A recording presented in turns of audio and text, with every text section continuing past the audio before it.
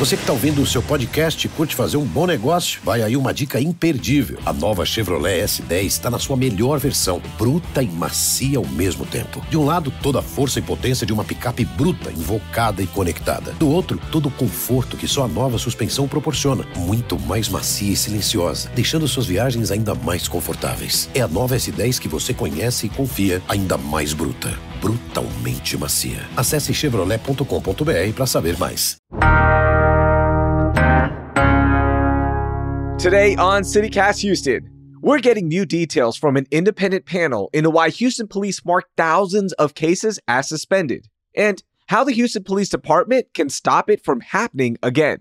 Plus, cars waiting for miles and students walking in blistering heat. We learn about the latest impacts from budget cuts from one local school district. Spoiler alert, it's not HISD.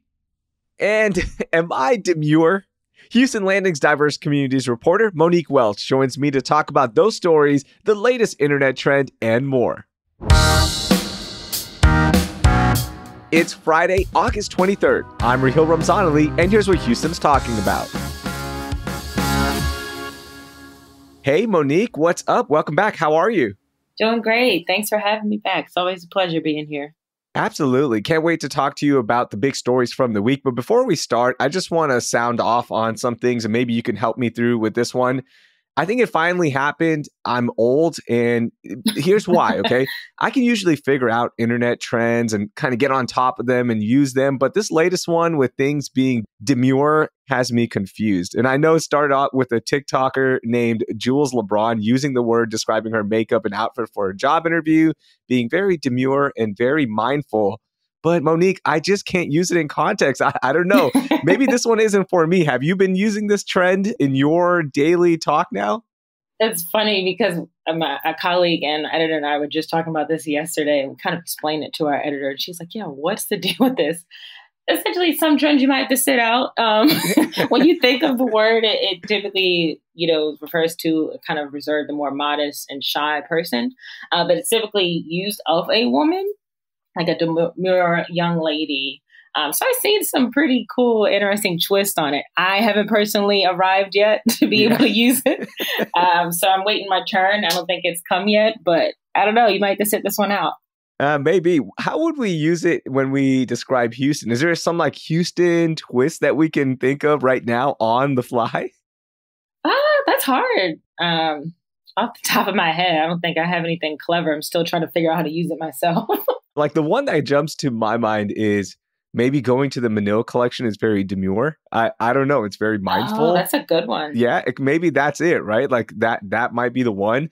When I first saw it, I thought it was like a yoga trend. I'm like, oh, okay, that makes sense. Like be mindful, very demure. I can see that. Yeah, but I was way off. All right, let's get to our biggest stories of the week. You kick it off. What do you got for us, Monique? In the headlines a lot has been the HPD, the suspended cases scandal. And this week, a new report came out. It was conducted by an independent committee that Mayor John Whitmire appointed to kind of handle this big scandal. And basically, the report came out Wednesday, and it found a number of critical issues in HPD, short for Houston Police Department, that contributed to this scandal. And just as a reminder on the scandal, there were 268,000 suspended cases, including sexual assault investigations that were wrongly classified as suspended. So among those critical issues outlined in this report, some of the big takeaways were mismanagement by agency leaders, staff shortages in a number of key divisions, a communication breakdown, and inadequate records management system. And so just context, back in July, there was a previous report by HPD that found officers began assigning this code in the mid-2010s to crime and incident reports that had valuable leads, but just lacked the personnel and the staff to pursue them. And at that time, the code was introduced to kind of illustrate the impact of officer shortages on crime management. But over time, HPD leaders didn't give staff direct written guidelines on its use, and that kind of caused some of the widespread confusion. And so fast forward today, there's this big scandal. So it was a 5-member committee that Mayor Whitmire appointed, and they urged several improvements to the department's operational infrastructure, I'm sure, as you can imagine. Some of those include a more standardized approach to case management across divisions, and updating the records management system and hiring more civilian staffers. So a big kind of break in this developing story that we've been tracking. I know you all have been tracking for a while now, but it gives us some answers as to how this happened. Yeah, Monique, I'm so glad you brought this up because this report from the Independent Review Committee comes 3 weeks after the police department issued its own report. And in that HPD report, it found that between 2016 and 2024, department leaders had at least 7 chances to question and potentially stop the use of that suspended case code. So HPD has gone back and they have reopened a lot of these cases. And here's my question. I don't know how this is going to work, Monique, but when all these reports start coming out and they see that there was a huge issue, right, where the department kept closing these cases and used this code, are there going to be lawsuits coming up from those victims in regards to HPD closing their cases? What's going to happen with that? Like those are some of the questions I'm thinking about now as we get more information on just how badly HPD dropped the ball on this. Yeah, I mean, I think that's a fair question. It's also a question I have as well. It's hard to say right now, but I wouldn't be surprised if we see a number of lawsuits to come. I mean, cases date years and years and years. So you think about all the time that has been lost when it comes to justice and accountability. It's good that they're trying to right this wrong, but at the end of the day, it was still a wrong. And think about what message that sends to some of those victims, especially the ones of those sexual assault cases. Also, Mayor Whitmire said that newly appointed Chief J. Noe Diaz will give monthly presentations and council members will receive updates on HPD's efforts to implement the report's recommendations. So they are taking this very seriously, as they should be, of course. But this is going to be a tough task for new Chief Diaz on gaining the public's trust again, because it is hard to trust something when you see the amount of cases and how just institutionally they drop the ball. Yeah, definitely. I mean, all eyes are going to be on HPD from here on out. Also, if you want to read the entire report, we have linked it in our show notes. And Monroe Trombley, your colleague, wrote the kind of summary on all of it. The entire report is 90 pages. I was browsing through it and there is a lot in there, but there is so much important information that we should all know about. So if you do want to read that, I've linked it in our show notes. Okay, Monique, I'm going to get to my biggest story of the week, and this focuses on 2 stories dealing with the aftermath of Hurricane Beryl. New records published by TxDOT found that an average of 48 people per day were injured in an average of 104 crashes per day at traffic lights in the greater Houston area after Beryl. And of course, hundreds, if not thousands of lights were out after Beryl and stayed off for days as CenterPoint worked on restoring powers to millions of people in our area. We talked about this on the podcast that week, just how crazy it was driving right now because major intersections with traffic lights turned off turned into 4-way stops and drivers just didn't know how to handle it. So this is kind of like the aftermath we're learning about. And currently CenterPoint and the city of Houston don't use technology that notifies both organizations when a light is out or flashing. Instead, the city relies on people calling 311, its 24 resident helpline, and reporting when they see a blinking light. Like, how is this happening in 2024? How is this not all on a system where they can just see it that lights are out? This is so frustrating. I know after Hurricane Beryl, it was a mess, right? There was no power. We're all trying to figure things out. But just to show you how bad it got out there with no traffic lights working. Yeah, Raheel, I'm so glad that you chose this one. This is something ever since I moved to Houston has given me a great big deal of anxiety. It's not something I'm used to as a Houston transplant. I moved here from Tampa, Florida, where that very much is the case, where the traffic signals and lights are kind of more automatically synced. So officials and companies know when lights are out. So that was a big shock coming here and finding out that it's based on 311 complaints that the city and CenterPoint even is aware of these issues. So then you have a storm like Beryl and that hurricane, and we all know how that wrecked Houston as just a Category 1. But my husband and I kind of had this running joke that in Houston, red is the new yellow, and it's like not a joke, but it's actually kind of serious. No, it's so true. When I went to LA last year, I was driving my buddy's car around, and before he gave me his car, he goes, look, red lights just mean yellow here as well. So if you see a car is about to turn on red, that's the right of way here in LA. That's how they do it. And it's turning into that here in Houston as well. It's so funny you mentioned that. Yeah, it's not even, it's like I said, it's a joke, but it's really not a joke because we have family and friends in town all the time. They drive, whether it's our cars or they rent a car. That's always a disclaimer that I'm telling them, like, hey, the light turns green, give it a couple of seconds, because you have a lot of people who just don't believe in red lights. By the way, of those traffic accidents after Beryl, 12 passengers and drivers suffered severe injuries, including a 9-year-old child. So we're just learning more and more about this. And my second story to tag on is 2 Houston area gas stations face lawsuits now for alleged price gouging after Hurricane Beryl, Harris County Attorney Christian Menifee announced this week. The lawsuit accuses 2 Shell stations operated by different companies of dramatic price increases after the hurricane slammed our area on July 8th. Menifee said his office reviewed over 250 price gouging complaints in the aftermath of Beryl. And of course, these are just 2 more ways that Beryl impacted Houstonians. It also caused billions of dollars in damage and caused at least 22 deaths. So just another thing to think about, right? The price gouging. And I will be upfront. When I see it, I report it because I think that is the scummiest thing to do. Yeah, I'm right there with you. I mean, it's annoying. Yes, it can be a nuisance at times. We all live busy lives, but you have to, because otherwise, how else will officials who are elected to do this hold these companies accountable? I do the same thing for 311, going back to what we were just mentioning about flashing red lights and traffic lights that don't work. It's annoying, but again, I think about, hey, if I don't do it, who will? So I have 311 on speed dial sometimes. Hey, there you go. But I don't know. 311's a pretty easy one right there. Like you should just be able to press it, right? Yeah, well, speed dial is kind of an old term. We don't really deal with that anymore.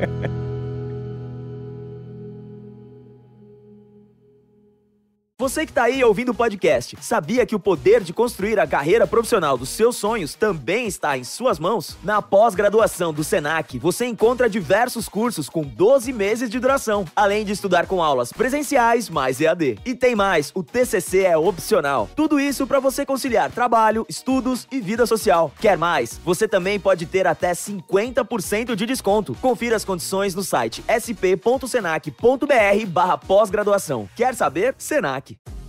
Você que está ouvindo o seu podcast, sabia que tudo que o Google faz tem a intenção de trazer impacto positivo? Como? O Jefferson da Tributei usou inteligência artificial para facilitar o dia a dia das empresas. Ele e milhares de empreendedores geraram mais de 188 bilhões com as plataformas do Google. E a Miriane se formou em UX com certificados profissionais do Google, criando o seu próprio negócio. Ela e 88% dos formados relataram avanços profissionais como promoção ou novo emprego. Tem que ser bom para todo mundo. Google. Let's talk about our most overlooked stories of the week. What caught your eye? Yeah. So this is actually Fort Bend focused. I know, Raheel, you'll love that. But Missouri City Council, they recently voted to eliminate public comment on non-agenda items.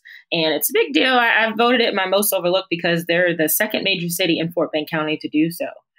Sugar Land has not allowed public comment on non-agenda items for more than 20 years. And so this vote, which passed 4-2 in council, was an effort to make meetings more efficient because they had been running too long, council members say, sometimes well after midnight. So obviously that's a long time. But of course, a lot of residents aren't happy about it, and they feel it's an attempt to kind of stifle their voices. So in an attempt to reverse this decision, residents have created a petition to reinstate public comments on non-agenda items. And their biggest argument is that it reduces the public's ability to kind of collaborate with each other and hear about important issues. And it can allow the city to dodge some of the accountability. Now, of course, we all know in Texas, public comments aren't required by law.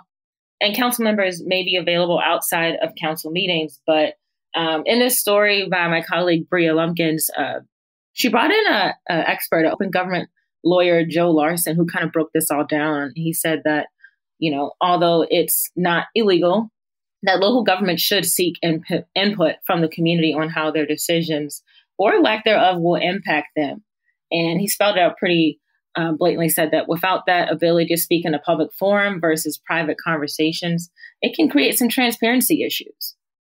Yeah, this is super interesting, but I'm kind of torn on this because I get it. And I saw in the story where council members are saying, hey, this is not our full-time job. And these meetings are getting super long, but at the same time, you are there to serve the public. So this is a hard one when you think about like, okay, how can we make this fair? But at the same time, how can we make it efficient? Now, will they allow residents to have a platform once a month, or is there like an online forum? Are there ways to still talk about non-agenda items? Yeah, I think there's always other options. Now, will they seek those options? That's to be determined. It's still kind of early. And we really have to see just how massive this kind of public outcry is from residents to see what public officials would do about it. I mean, I think you think about the prime role and job of a city council member or any public elected official. Their main job is to serve their constituents. And if the majority of their constituents aren't happy, I'd be really surprised if nothing changes from this. So you brought up Sugar Land, which is, right next door to Missouri City, and they've had this policy for almost 20 years. I know we do this a lot in government. It seems like where we compare one city to another and say like, hey, they've had this. Has that been one of the big reasons why this got passed? Because Sugar Land right next door has the same policy? Yeah, I think so. I think you definitely can't rule that out. But, we all know that every city is different. Even though they're kind of right next door, it doesn't mean that what worked in Sugar Land is going to work for Missouri City. And I think we're seeing that residents aren't going to let this one go. And they're not having it. Monique, final thoughts on this one. What does this mean for public trust overall, right? Like it starts with something on the really local level. Could this evolve into something bigger, you think? Yeah, for sure. I mean, public comment just within Fort Bend County has been for the last year or so a big topic we're seeing outside of Houston. But the kind of precedent that this set, I think we can expect to see this have some effect holistically across the board. But it's a question for sure. And Raheel, on the same topic, also in Fort Bend, this is something that is kind of a new development, but it's a big talk of the town. Fort Bend County Commissioner candidate Raheel Patel, who is currently in the race for the Precinct 3 commissioner. There are a lot of calls for him to drop out of the race. And it's because of he was arrested in June on a felony charge of online impersonation and a misdemeanor for misrepresentation of identity.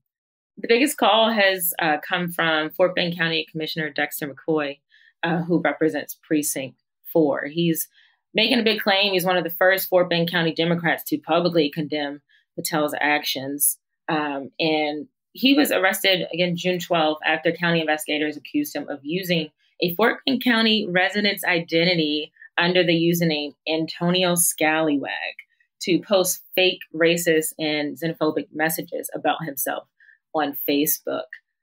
So this is a big deal. And when you think, going back to what we were talking about with public trust, right? He's running for Precinct 3 commissioner, and with such a hefty charge, a felony, and then a misdemeanor, it certainly calls into question, how will the public be able to trust someone like this, let alone vote to put someone in this position? Yeah, and Dexter McCoy went on to say in the story from the Houston Landing that the calls from the community and a reflection on other incidents, including felony charges against Texas Attorney General Ken Paxton, inspired him to speak out despite minimal noise from fellow Democrats. So it's almost like he's saying, look, we have to be consistent in our messaging and our beliefs and principles when it comes to public trust and holding those who are potentially going to be representing us accountable for their actions. So I do like that, where he is not backing down. And look, Dexter McCoy and Raheel Patel, they know each other. I know that for a fact, right? They both are in Fort Bend. And you see that he is willing to be open about this, about his own fellow party member. And that is very commendable. No, 100%. I mean, I agree. And to do that and be the leader, right, on that forefront carries a lot of weight. I mean, the story even said, and I think it's because of that, McCoy has said in the story that he's seen some organizations start to retract their endorsement of Patel. and he believes that patterns will continue. But I think by doing so, he might have brought attention to an issue and accountability that maybe some people weren't even aware of was happening. Maybe people had no idea. And so that's important information that voters need to know. And I'm really happy, commending McCoy that he was brave enough to do that. By the way, Patel's arraignment for the felony online impersonation charges is set for next week. So we will keep our eyes on that. And you can always follow the latest on that story on Houston Landing as well, because this is one that is going to be changing throughout the next week. Oh, absolutely.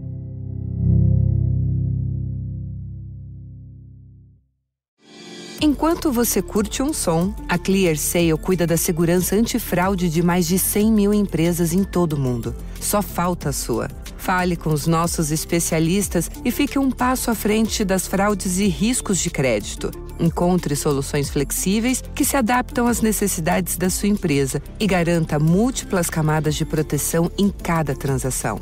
ClearSale, one step ahead. Okay, Monique, I'm going to get to my most overlooked story, and shout out to all of my parents, including myself, who are dealing with long lines in drop-off and pickup when it comes to school. And look, I know we've heard a lot about HISD and their changes to bus routes, but this is in Cy-Fair, and it is so overlooked because Cy-Fair ISD, which is the third largest school district in the state, is facing a budget shortfall of nearly $140 million. So to save $5 million, they cut 79 bus routes this year, which affected about 33,000 students. So of course, with fewer buses, a lot of parents are now left to drop off and pick up their kids, which means more cars in those already long drop-off and pickup lines. And one video, in fact, on X showed just how long the lines are. User at Speed Sport Life posted a sped up video that showed the line for Anthony Middle School. And in the 30-second video, which is, again, sped up, you can see hundreds of cars just waiting to pick up their kids. I mean, some of these lines stretch literally for a mile, and this isn't even taking into account the kids who have to walk to school, which includes elementary kids who live within a mile and high school and middle school students who live within 2 miles of their campuses. I mean, this is just so crazy what is happening in Cy-Fair. And I want to bring one last thing before I get your thoughts on this. Elizabeth Sander, who's been on the show, she wrote a story for the Houston Chronicle where she profiled an 8-year-old who walked 20 minutes to school down a road with no sidewalks in 99-degree heat. And then, by the way, has to make that walk back as well. And it's just so heartbreaking, but this is what's going to happen. And this is our first look at how budget shortfalls are impacting Cy-Fair students. This is just so insane to me. Again, I don't have kids, but just the thought of thinking about a young 8-year-old child walking in this heat. I mean, for 20 minutes, I can't even stand to walk in this heat for more than 5. Mm-hmm. So that's unbearable. But unfortunately, this is what, like you said, this is what you see when there are budget cuts. And unfortunately, I don't think a lot of people making these decisions are thinking about the extenuating circumstances and the ramifications of these decisions. And now we're seeing this play out. Yeah, by the way, one of Cy-Fair's school board members defended the cuts, calling it the, quote, best worst decision because it was either cut buses or cut more positions or draw down more savings. Now, look, I don't live in Cy-Fair, and I will be honest, I'm not an expert on school budgets, but why can't they draw from their savings account, right? Like at this point, like you need to figure out what's best for the kids. And I know it's a tough decision, but man, when it's impacting 33,000 students, maybe it's something you should fix. Yeah, absolutely. I mean, like you said, it's about the kids, and that should be top of mind, I think, when a lot of these decisions are being made. Also, the superintendent is hoping to get more money back from the state. A lot of school districts in Houston and Texas are facing really tough budget situations this year, and a drop in enrollment, that's going to play a factor as well on their budgets. So we'll see how this plays out. And I just want to give some love to all the parents because, like always, parents, we figure it out, right? Like whether it be walking their kids to school, holding their backpacks in that heat so the kids don't have to, or waiting in long lines and figuring out how to get away from work to go pick up your kids, or maybe paying $75 a week for transportation services that will pick up their students. Parents are figuring things out. I'm also part of Facebook groups of dads in the local area. And I saw Sci-Fair dads like thinking of putting watering stations for the walk home or organizing pickups for the kids. So the community is rallying around this. And if you want to learn more about how local ISDs are being impacted by the budget shortfalls, I'm going to link to our back to school episode in our show notes. Okay, Monique, let's get to our moment of joy. We end on a high note. It's been a long week. It's been a busy week. What made you happy? For my moment of joy, it's not really a particular news story. Unfortunately, I was talking with some colleagues and my editor this week about how it seems like there's been a lot of death. I covered Floyd Newsom. I want to give him a shout out, who was a huge pillar in the arts community, Houston arts community and nationwide. Unfortunately, passed away. There's been some other greats locally that have passed away. So it feels like there's a lot of death. But my moment of joy, I would say, is more industry related. I just want to shout out Raheel Ramzanali.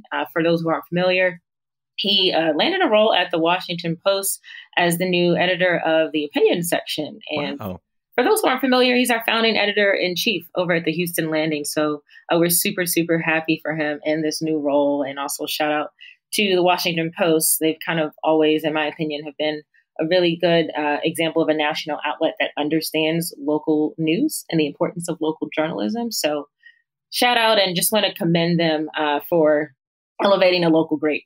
Yeah, that is such good news to end the week. So happy for him, and just continued success to him as well.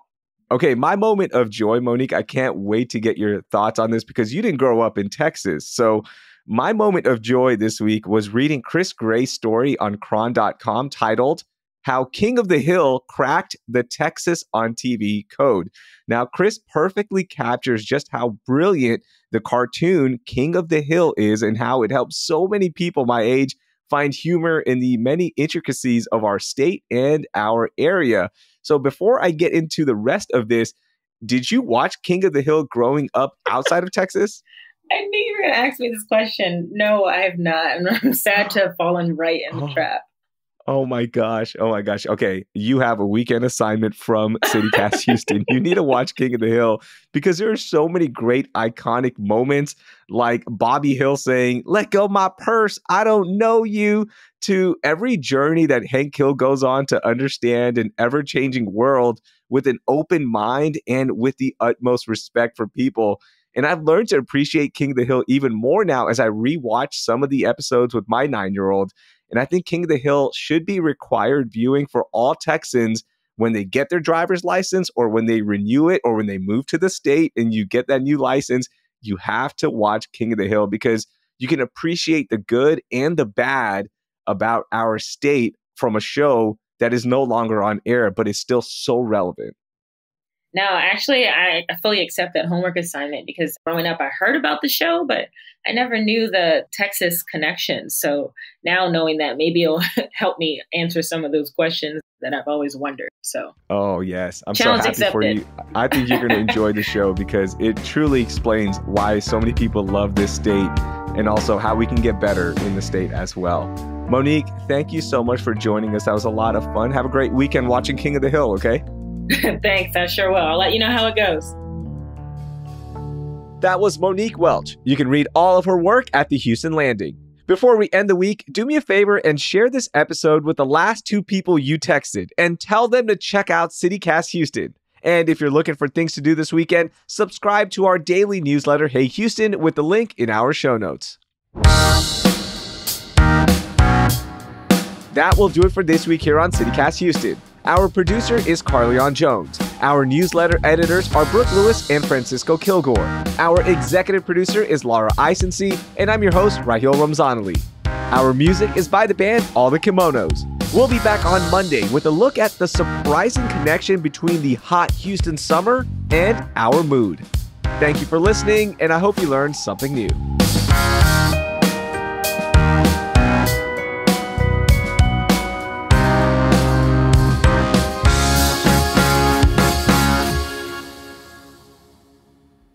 we're learning more and more about what happened. Ugh, I cannot talk.